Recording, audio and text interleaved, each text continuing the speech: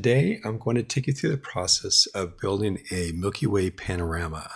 Now, these images were shot in Death Valley, and I've got a series of images here. If I hit the letter G, I'm going to show you a couple hotkeys as we go through. So the letter G takes you in what I call grid mode, which is in the library, and you can see the images that I have. So if I double click on one, I'm still in library mode, and then I can arrow through. So that's my first one. See the Milky Ways touching the ground. There's a couple of photographers over there.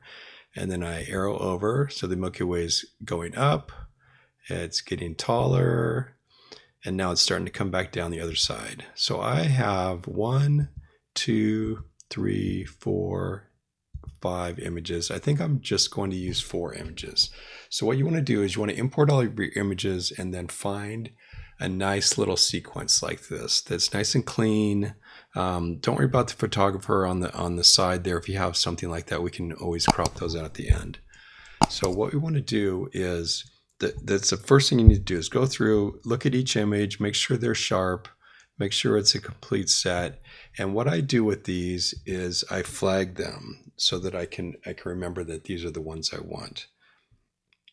So if you go through and on any image, if you just hit any number 1 through 5, it will flag that image. So you'll see at the bottom here, I click on my first image and I've just hit the number 1 and it flags it. Next image, hit the number 1, that flags it. Next image, hit the number 1, that flags it. And next image, that flags it. So now I'm going to use 4 of these 5 images and they're all flagged with a 1. And it goes from that's the right side coming up at the top and then down. So those 4 images, and I flagged those. Now, the first thing you need to do in Lightroom before we do any processing is we actually need to denoise it, because we can't denoise a panorama. So we need to denoise the individual images. And the way we do that is in develop mode. So if you hit D, now we're in develop mode, and we have in develop mode, you have all of your panels over here on the right. And I want to show you one little tip in Lightroom for managing all these panels. See how the panels start to get cluttered when they're all open like this? So you can optimize this. If you right click on any one of the panels, you get some options. So you can customize all the panels, but the one I like is called solo mode. So you click on that. And what solo mode does is it closes all the panels except for one, which is the one you're working on. So if I click on color grading, see it closes everything, closes the other ones. But for this, we're going to click on detail. So detail has this new Lightroom feature, which I like, is very good, is denoise. And we're going to denoise all of the images that we're going to work on that are a part of the panorama. So we need to go down into the film strip. We're in develop mode, in the film strip, and we'll click on the first one and we'll shift click on the last one in that group and see they're all, I have a flag, I have 1 star on each one of those, so I know which one those are. In your case, you might have 100 images. And when you flag them, then you can see which ones you're actually working on. So I've got these 4 that I've clicked on, and now I click on denoise. And it gives me it's called batch enhance preview. And if you, this is how they do their denoise, and I like it. It's very good. So if you click on the image, you see the before and after, and they have there's a slider here between 1 and 100. I bump it up a little bit. I do it right around, say, 65. You know, if you haven't played with it, it's one of those things you just have to play with, because it's very specific to your camera and to your ISO, and how dark it was. A lot of things go into it. So you really have to play with it for your specific camera. But for me, I shoot with the Sony. These were shot on the A7S III, I think at 5,000 ISO. And I run it at 65%. So I set that at 65%. Now they have an option down here called create stacks. And what that does is that will organize the the denoised version with the original version. And for this example, I do not create stacks. So uncheck that checkbox that says create stacks. And I'll show you why as we go on down the road. So now another bit of information here is when Adobe denoises these images, it has to create another image. And it does that by creating what's called a DNG, which is a digital negative, which is basically another RAW file. It's a camera agnostic RAW file, which is it's currently an industry standard. I think it's Adobe standard. So some people use it, some people don't. But they create a DNG. And the reason is because RAW files are never modified. You can never modify a RAW file. So they can't denoise the RAW file and then put it back. It has to be a new file. This is true for all your RAW files. I can go back 20 years and all my RAW files are still sitting there untouched. So it's the same with this example is when it denoises it, it will create 4 new images and they'll be denoised. So I'm going to do this now. So I click on Enhance 4 images, click on that. And you get a little status bar in the upper left-hand corner. It says creating DNG using denoise. This is a test of how fast your computer is. And then you'll see at the bottom, my film strip will start getting longer. It's halfway.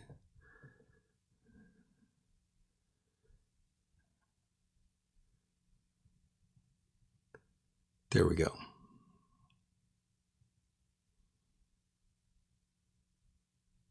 Okay, so now we've got twice as many images, but we're only going to proceed with the enhanced version, the noise reduction version. So if we look at these now, I'll click on the first one, and it says this is enhanced noise reduction DNG, and this is image 862.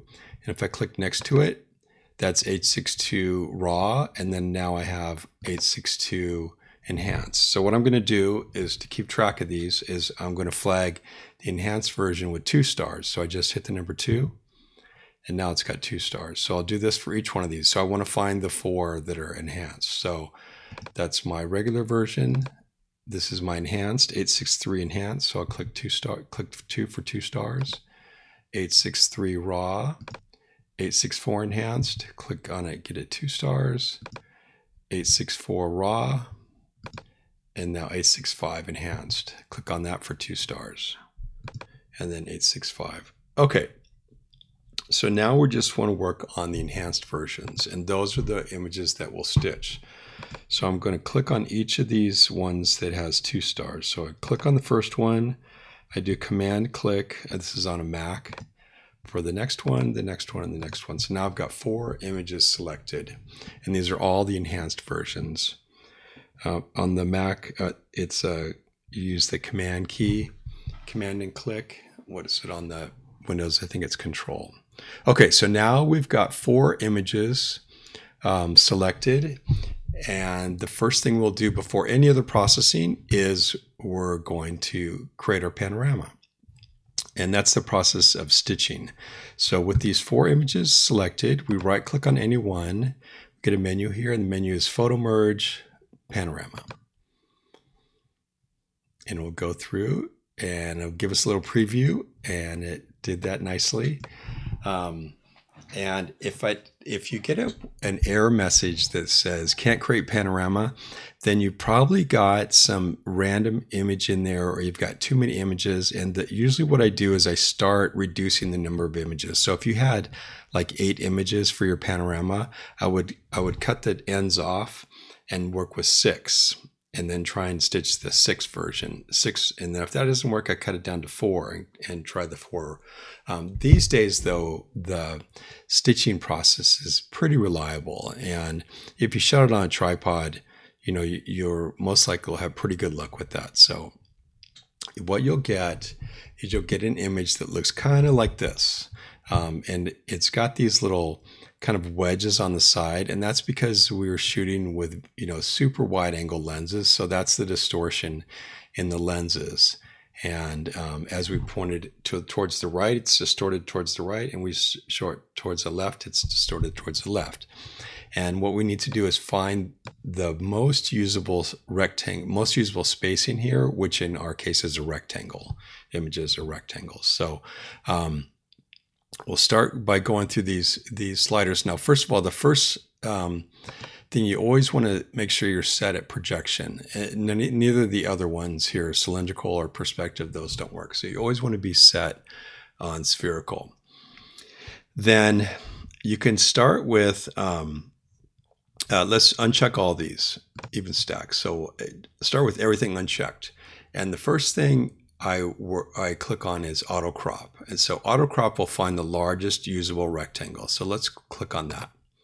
Okay, so there, that's our rectangle. So see, it looks pretty good on the left and the right, but not so much on the top. See, we've kind of lost the top of the Milky Way. So that tells us that we need some work to do. Now, if when you did that, everything's in there and there's room all around it, you're all good to go. But in most cases, usually the top kind of gets sacrificed. And the reason is that rectangle kind of cuts across the top. So we need to give it a little more room to work with. And they offer, Adobe offers two ways to kind of finesse this image to get a little more out of it. So one of them is called boundary warp. And what that'll do is it'll start kind of stretching the images. You know how they did with the transform tool. They'll kind of start pulling things. And the problem with this is the edges, if they all go all the way, I usually never go all the way, but see how the right hand side and the left hand side, they kind of curl those up. So that's where it goes too far. So if I use this, I just go a little bit, like maybe about definitely less than 50%. So let's just say 30%, right about there. So that's one option. The other option, I'm going to set this off, is where they call fill edges, and this is probably falls into their AI category, where they're just going to make this stuff up. They're just going to kind of look at the images, look at the edges, and create some stuff. So watch what this does. So wow, that did pretty good on the right. Look at that. Although it's kind of stretching the Milky Way, but on the left, I've seen it where it'll take this photographer and you'll end up with like 5 photographers.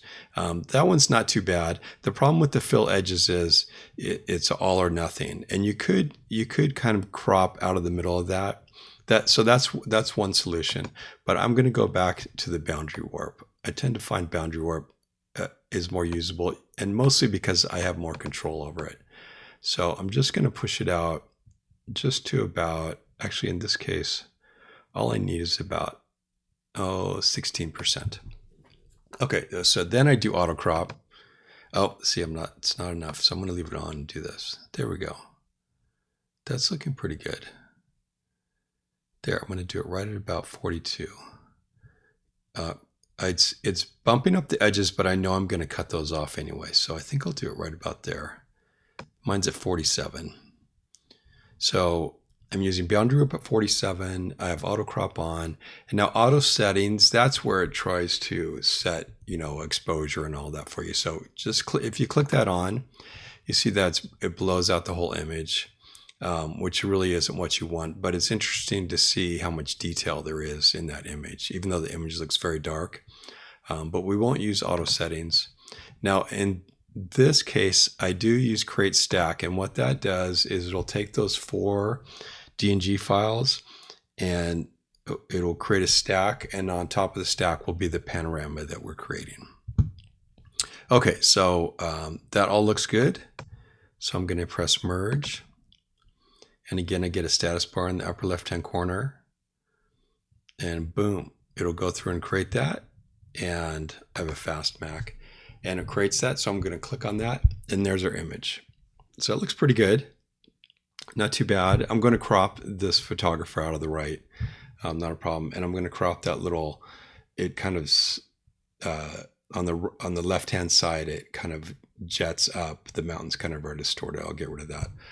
One thing in the Lightroom desktop is if you have this right panel open, you can close that. That'll give you a little more room. And you just click on that little triangle, and that'll give you more room over there.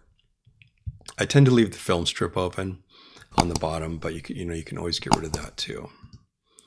But the film strip helps us kind of go through our workflow. Okay, so we did our stitching, and now we're going to start working on the image. Now, the first thing we need to do with the image is some image wide settings, and then what we're going to do is we'll start creating masks. Because masking is how you work on an image these days. It's 2024 and everything's a mask. So the sky's a mask, the Milky Way's a mask, the ground's a mask. If I was using that photographer, they're a mask. And then when you have a mask, then you can fine tune the settings for a specific region of the image. And I'll show you how that works. But before we do that, we need to set some global settings for this image. So the first one is the color. So this was shot at, if I hit the letter I, it tells me this is shot at 15 seconds at f2.0 at 5000 ISO on a 14 millimeter lens. And now if I'm in develop mode, if I go to the basic panel, and it's sitting right now at 4350 ISO. So it's a little warm. So we want to reset the color temperature for the entire image, and we can fine tune it later on, but we want to set it right now before we start going into each of our masks. And the way you do that on a Milky Way image is in the basic panel, in develop mode, you click on the eyedropper. And what the eyedropper does is how it works is you click on a neutral colored image of your entire image, a neutral colored piece of it, and will reset the color. It'll remove any color cast from the entire image. So in our case, I know that this little white cloud in the Milky Way should be white. And see how it's a little warm? So what I do is I click on that, and it resets the color for the whole image, and it reset it to 3800 ISO, or 3800 Kelvin, excuse me. And see how it's a little more appealing of a color. I don't know if you noticed, but the ground actually as well, it took the warmth out of the ground. Now, one thing another hotkey that I use is the backslash key, which is above the return key. It's the backslash, and that'll show you the before and after images. So I hit backslash. So there's before. See how warm it was? It was kind of had some green in it too.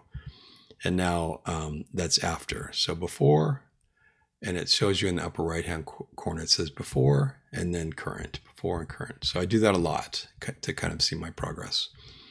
Okay, that looks good. So we set our color temp, and then the other thing I do is a little more sharpening, and that's in the detail panel down here. So you click on detail and see how it closes all the other panels. You don't need those. And what we're going to do is we're going to set the global sharpening for the entire image, and we're going to put a mask on that. So that's this under sharpening. It says amount. You have a value from 1. This one goes to 150. I have no idea why. Every other slider goes to 100. But I usually set this right in the middle, about the middle. Let's say you can say 75. Click on it and say 75, return. And then what we do is, so that'll sharpen everything. But we want to create a mask because in our case, this is a high ISO image. So if I click on it, see that sky is all noise. And we really don't want to sharpen the noise. We just want to sharpen the stars. And the way you do that is in the sharpening tool, they have the masking slider, and the masking slider is a little subtle, but how it works is you hold down the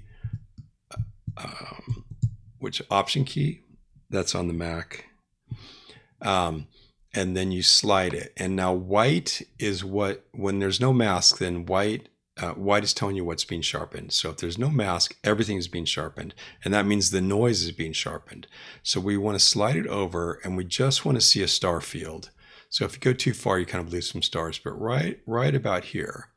See all those white dots? Those are all stars. And so what we're telling Lightroom is only sharpen the stars. Don't sharpen the background. Even the see below the in the lake bed, in this case, the lower third, we don't want to sharpen that. We just want to sharpen the edge of the mountains and the stars. That's all we want for this sharpening tool.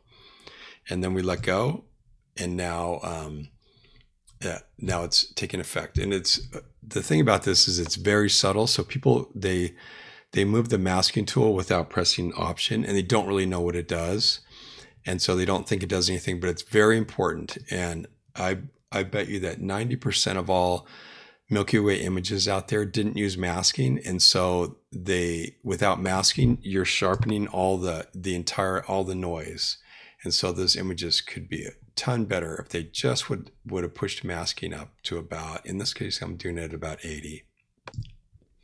Your mileage will vary, but what you're looking for, the main thing here is you want to see a star field up there. So that's not a star field. That's too much.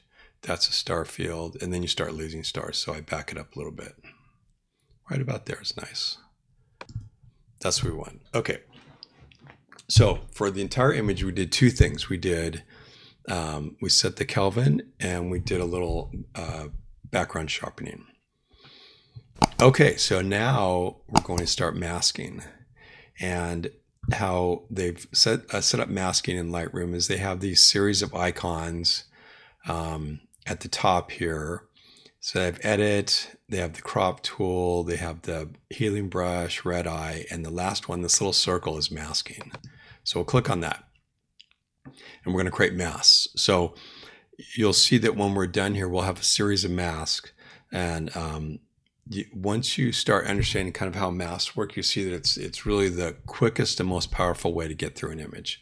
So for our case, we'll start with the sky. Usually I do for landscape, start with the sky. So they have some little AI coding in here. So we click on sky and see what we get. It's like, boom. So there, that looks pretty good. Also, the red is the mask, and the mask is what you're going to work on. So when I have it set on mask 1, and let me rename that. Always rename your mask too. I'll rename it to sky. And then when I do things like exposure, see that? I'm only working on the sky. See how nice that is? Because what I want to do to the sky is different than what I want to do to the foreground. So now in this case, let's go back to our mask. And once you touch anything, the mask goes away, but there's the mask. Okay, so look at over here. I didn't quite get everything I wanted, and that happens. And so for any mask, you can modify it. So if I click on my sky mask, which I renamed, I have this one component, which is the sky, which was generated, and then I can add to it. And when you add, you have the full set of masking tools as well. You can use them again. So I could do sky again, or I could do different things, and I'm going to use a brush. I use brushes a lot, and I'll paint the area.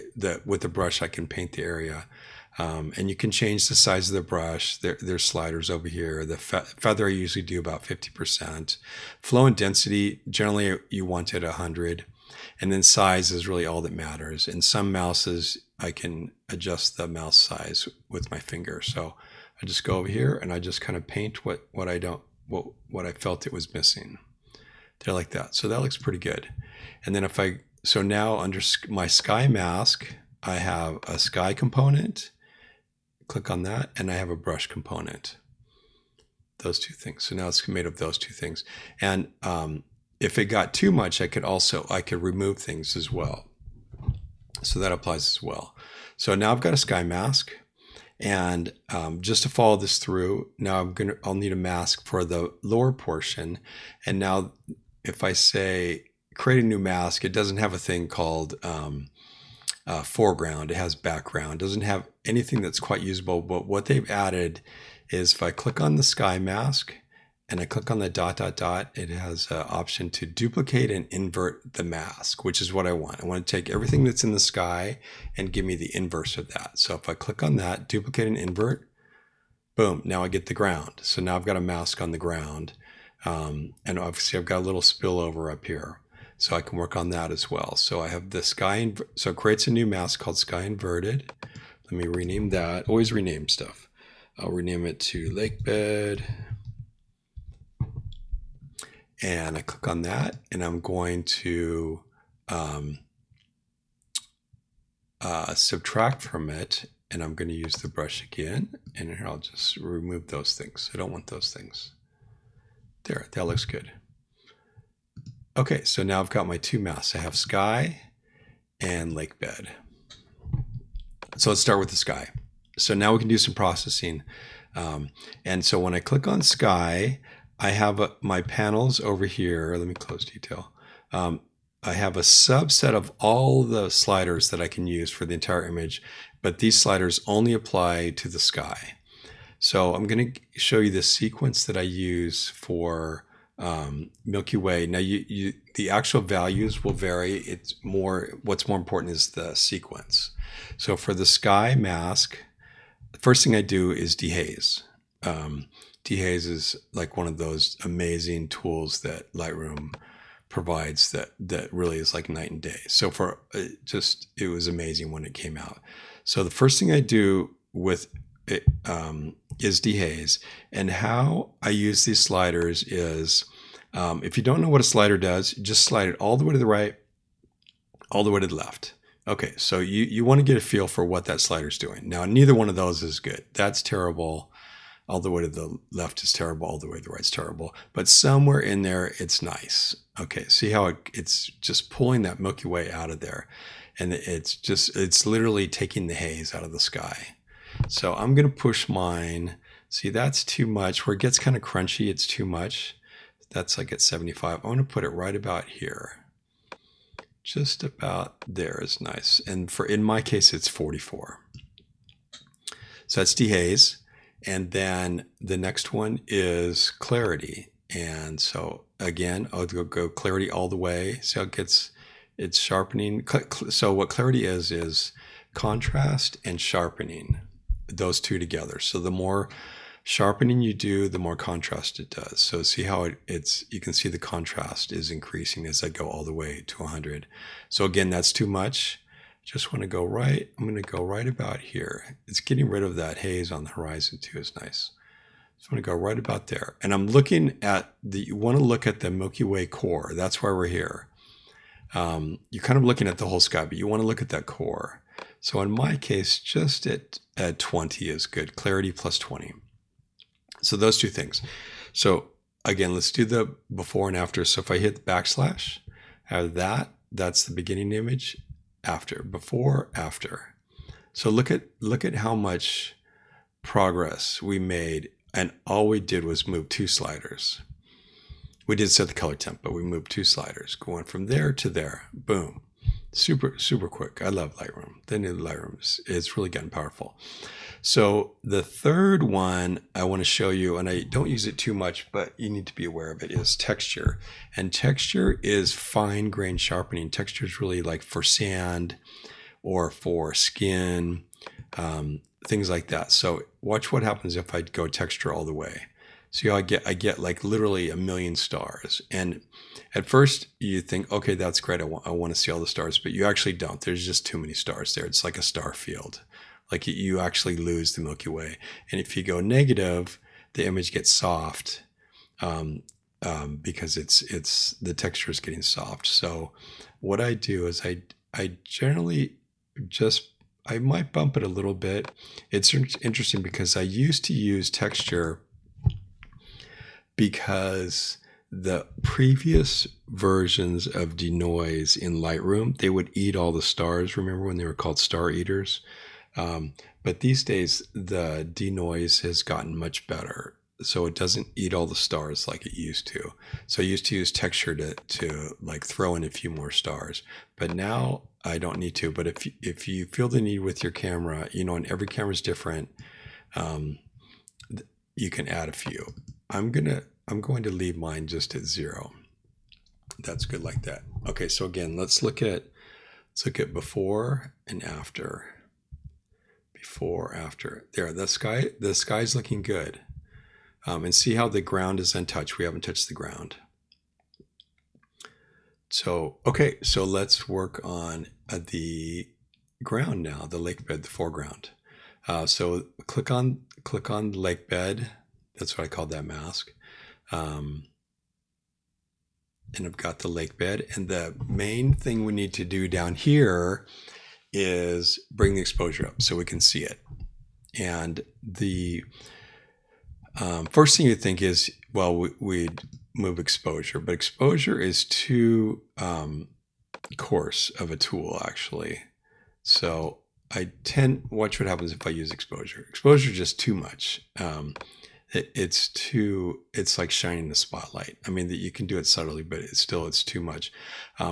What is interesting to notice though is look at all that detail down there. You know, it was pitch black when we were shooting that, but there's all this detail down there. So that we want to do is bring out that detail. So what I use to bring that up is you say these things out loud. It's like, well, I want to bring up the shadows. So then you use the shadow slider. So we bring that up and see how that brings it up. It's much more subtle and it's respecting kind of the highlights and the contrast. Exposure does not. Exposure just shines a bright light. So there, we'll bring it up, and we don't want it up. We don't want it to look like daylight, but we want to be able to see what's going on down there. So now we can see a little bit better. And here, let's do before and after again. Backslash, before, after, before, after. See how we also took that warmth, the warm tones out of it. Looks a little more natural now. Okay, so now we can see the lake bed, and this is the grandstand in this case, is sitting right here. But we want to bring out some detail. So now that we can see what's going on down there, and in my case, I move shadows all the way to plus 100. If you need a little more, then you could bump exposure. So you could just bump exposure a little bit, but just a tiny bit if you need it. But always use shadows first. Okay, but we want to bring out the details down here. It's a little mushy what's going on down here. So let's start with clarity. So clarity again is sharpening and contrast. So see how that brings out the details in that texture in the lake bed. So we can do that. So I'm going to push texture to 54 in my case. Clarity, and then I'm going to use texture too. Now we do want texture, because look at texture brings out all that grittiness in the sand down below there. It's really nice actually. So I'm going to push that a lot. I'm going to push that to like 90. And dehaze does not do anything down here. It's like not a thing. It's not really a haze problem. Okay, so now we can see we've got a lot more going on down there in the bottom. And we can for each of these little sub panels, we can turn them off. So if I turn this off, we can see the effect. Oh, if you hold it, see that's without contrast, without clarity and texture, and with it. See that, the difference? We really get to see what's going on. So we really get the feeling of what's happening down there. Okay, that looks pretty good. So that's the main thing I do in the foreground is bring up the exposure and add some detail with clarity and texture. So now we're pretty close. Again, let's look at before and after. So before, after, before, after. Nice. That looks good. I like the color of the sky. Every camera is different, and you can adjust the color of the sky. In this case, you click on the sky mask, and you have temp and tint. You know, if you want to bump it towards the warmth, a little warmer. You know, if it's a little too blue, you could bump it towards the warm side. I'm just moving the temp slider. You know, if it's looking too blue like that, you can push it that way. And if it's a little too warm, you can push it towards temp. You can play with those. Again, every camera is different. This is Sony, and this is what I get with Sony. So, okay, so now we've got a pretty good looking image, and what I want to do now, I work on the mask. The cropping tool, because now I can kind of see what I'm working with. Before, If I look at the before image, you know, it's hard to kind of crop that because I don't really know what's going on there. So I'm going to click on the cropping tool, and now here's the there's our rectangle. See that, and see how it's that largest possible rectangle that it fit inside there. And so a couple things here. One is, so this is the thirds, and the rule of thirds is very applicable in our case. But if you hit the letter O, you can move through different ones. This is the what do they call this? The perfect symmetrical. And anyway, it works pretty well because it's your eye kind of starts on the sky and it comes through the ground. It ends in the Milky Way core. So that actually kind of holds up pretty well. But I'm going to use just the rule of thirds here. So a couple of things. One is, let's start with things we want to get rid of. So I want to just get rid of that camera, partly because I don't want to have to fix it. So I'll just get rid of that camera. And I have room. Like, I wouldn't want to cut into my Milky Way. But if I just bring it right there, I'll get rid of that camera. And on the other side, I was getting a little too much upward movement on the rocks. So, but my Milky Way arch, see how it kind of completes across that like that? That's nice. And now, if you notice, I actually have a little room up top. So the question is, how much sky should I have and how much ground? And the rule of thirds tells us here, this a very classic landscape is 1/3 ground, 2/3 sky. So I could actually bring this, I could probably get rid of a little of this ground. I probably don't need all that.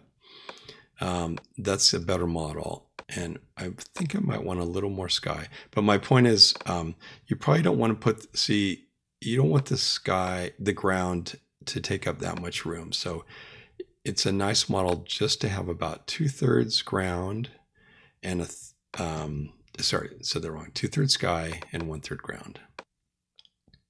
There, that's nice, right about there. And the positions fluctuate, but there's room for variations. But right about there feels nice. That looks good. And the Milky Way core is taking up this one corner. The arch of the Milky Way covers those three. The ground covers these three. That's nice. That all feels good like that. It's clean. Nothing extra. So to click on that to approve it, they used to have a done key. They don't have a done key anymore. You just click on another setting. So I'll click on the tools setting. So there's our image. Now, another hotkey I use a lot is a full frame view. So if you hit F, boom, that gives you the full image. And then you just kind of kick back and look at it and see if kind of everything holds up together. So we've got that nice detail in the ground, in the sand. The Milky Way looks good. The sky looks good. It all looks good. Notice how there's just no airplanes in Death Valley. There's just none. It's all military airspace. So I don't see any airplanes. A couple UFOs once in a while, but no airplanes. Okay, so if you hit F again, you're back to the image. And so let's look again. So we have our mask, we have our sky mask, and we have our lake bed. So now you want to say, is there anything that is important that doesn't have a mask? And in our case, the answer is yes, it's the Milky Way. The Milky Way is why we're here. So the Milky Way deserves its own mask. Certainly the core does. So I'm going to create a new mask over the Milky Way, over the core. So in the masking tool, click on that, click on create mask. And I do this with a radial gradient. So I'll click on that. I'm going to create a mask over the core. So that's about the size. You can grab the edge and kind of bend it over. And I'm going to place it right over the core. And the reason is the core just deserves special attention. You don't want to go too far with this, but it certainly deserves attention. And if it deserves attention, then it gets a mask. That's just how it works. A lot of my bigger images will have 20 masks. you know, because that's just how you work with things these days. Everything's a mask. Everything important has a mask. Okay, so here's our mask, and you don't want to make it too narrow. You don't want to make it too big, and it's okay that it kind of touches the mountains. That's okay. You just want the shape to be nice. Okay, so what we want to do here is we want to accentuate the core. Now, not too much. I'll just tell you right now, not too much. So, like, we could saturate it. See, not too much. See, people do all this weird stuff to the core. We just want to nudge it. Okay, so the main things going on here are there are dark areas and there are light areas. So we would like to highlight it a little bit. See, look, if I just highlight it a little bit like that, see, it just gets a little more attention. And so I'm moving the highlights up plus 12. And then if I pull the shadows down, it'll kind of darken the dark areas. So I'm kind of trying to create contrast, lighten the light areas and darken the dark areas. So if I turn each mask, I can turn it off individually. So if I turn it off, see it's off, on, off, on. So just a little bump, just to give it a little more attention.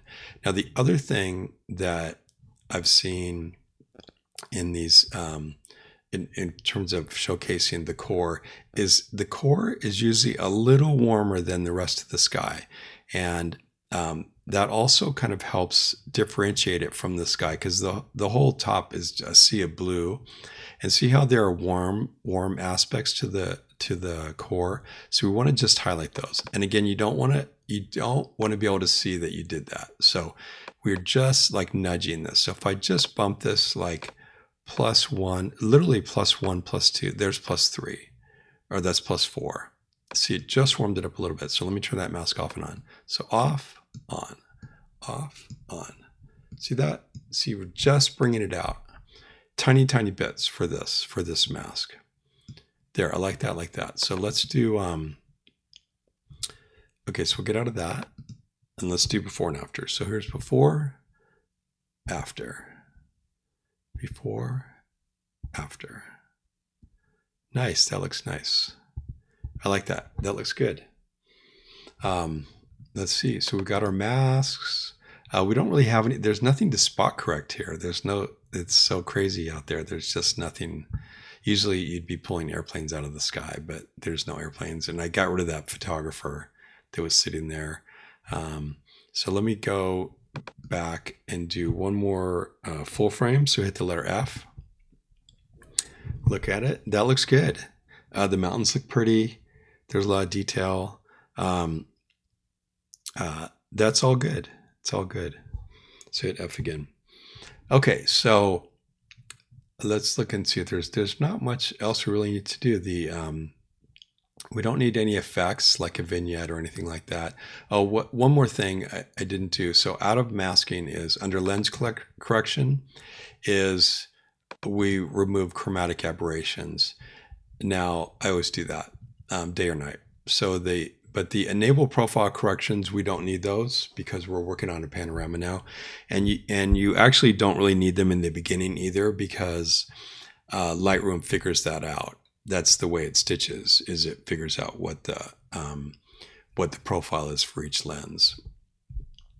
So so that's already taken care of. But this is a global setting for the entire panorama, is the remove chromatic aberrations. So there, that's really it. I think we're good with that. That was a good shot. If you got any questions, send me a note. But I think that's it. Now, what's interesting is if say you did this, and then there was a photographer and you didn't want to get them out of the way. You know how we took multiple panoramas? So you could go and create another panorama, and then you can take these settings and you can copy these settings. So if you open up the left panel, you can say copy, and the copy it'll ask you, okay, what settings do you want to copy? And in our case, we'll check all, because see, we have our masks here. So we'll check all. We can copy those, and we can go to another image, another Milky Way image. Let's just go to this one right here, right? And we'll paste those settings. Even though the sky is different and the ground is different, Lightroom will recalculate that. Now it won't recalculate, actually let me change this. It doesn't know how to recalculate the Milky Way core.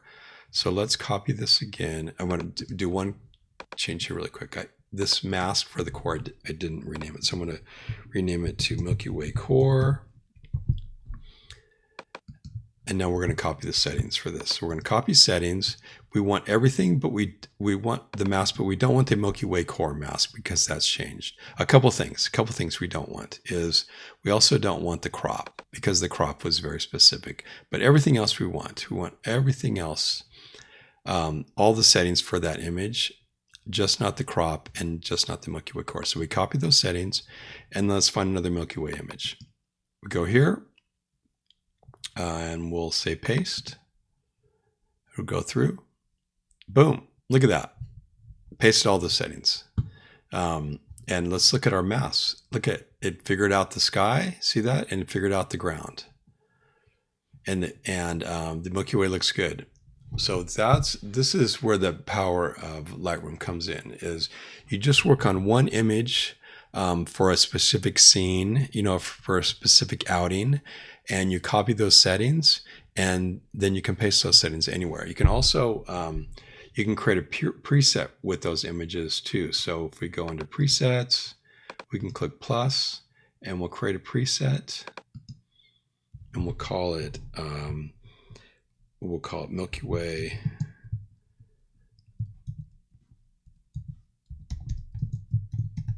It should apply to any Milky Way, but like for me, I would classify it as Death Valley Milky Way. So, and again, I've got all of our masks. See that? And we don't have, I think crop never comes into this. So cool. And we create that. So now we have a preset under here. I think it's under here. Milky Way DV, that's it right there. So now we have that setting, we've stored that as a preset. And then next time we do a Milky Way, we can use that. And it can just be a starting point, or in many cases, it can be the whole thing. So there you have it. Let me know if you have any questions. Appreciate your time, and we will meet each other again.